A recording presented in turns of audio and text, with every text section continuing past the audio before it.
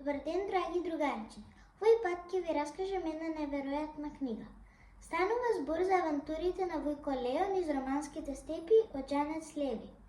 Главни ликови се раскажувачот Енди, неговиот постар брат Греам и се разбира нивниот Вујко Лео. Вујко Лео не е само обичен Вујко. Тој е ризница на приказни авантури и еден куп интересни приказни. Секој среда им ги раскажува на своите внуци. Дали се на вистина или не би можела да кажам, ама ве уверувам дека се многу интересни и западни.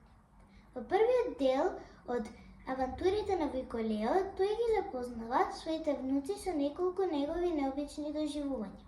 Најпрви им раскажа за потрагата по скриено богатство на врвот на една планина во земјата на џиновите. Само што го догледа најбавиот скапоцен камен на светот, но силниот ветер, облакот го однесе и Вујко Лео во височините и немаше начин како да се симне.